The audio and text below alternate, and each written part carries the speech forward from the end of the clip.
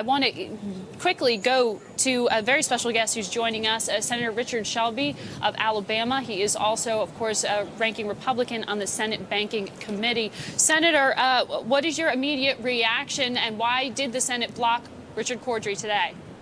Well, my immediate reaction to the vote a few minutes ago is very positive, that the Republicans basically held together, and we made sure that this nominee, which would be heading up a structure that is very flawed and fundamentally unaccountable, doesn't go through right now.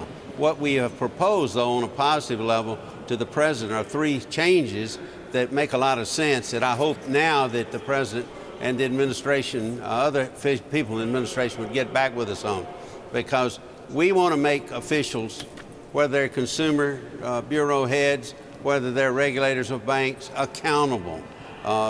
Look at what's going on right now with over in the House on the hearings. We need accountability from people who run companies. We need accountability from regulators who oversee these entities, like CFTC in this example. Well, the concept behind the Consumer Financial Protection Bureau was supposed to be creating some accountability and someone who is going to be looking out directly for the consumer. Is there a nominee that you would support as head of this agency?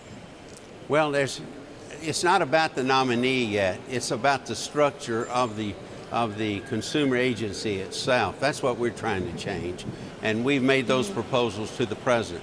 If he will meet us on these, then we could get together, I'm sure, on a nominee. But until we do this, till we make this whole agency accountable to the Congress, to the American people, and everything else, and not just have unprecedented power, we're at a stalemate. We're going to stay put because we think this is best for the consumer in the long run. Well, we do know that the president will be speaking at 11:30 about the Senate blocking his nominee to head this agency. There's the possibility of a recess appointment, a head that's named without the ability to vote on that position. How would that change how you practice?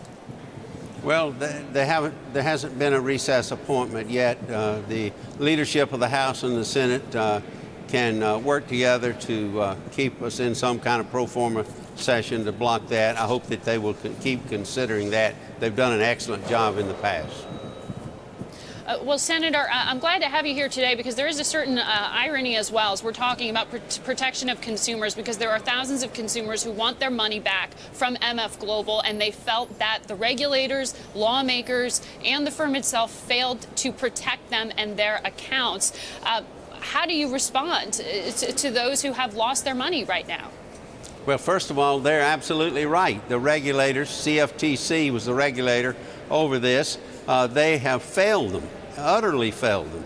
And then the chairman of the CFTC says, oh, I need to recuse myself in all of this, in the heat of all this. What we want to know is what happened. I asked him this, where's the money? What's happened to the people's money? Nobody knows yet. You asked Corzine this? No, I asked Gensler that, who's the chairman of the regulator. And he said he didn't know, basically. They don't know where the money is. $1.2 billion missing. This is not consumer protection. This is regulators not doing their work, not being responsible, not being accountable. Well, sir, you, as we know, headed the Banking Committee for some time, and Senator Corzine served on that committee. I mean, from your knowledge of him, is this kind of risk-taking characteristic? Well, I, have never worked with Senator Corzine side by side when he was making investments, but obviously a lot of the investment that they made there went in the wrong direction. But more than that, there's been no accountability by the regulator that's supposed to have overseen this firm. They hadn't done their job. That's what we've been talking about.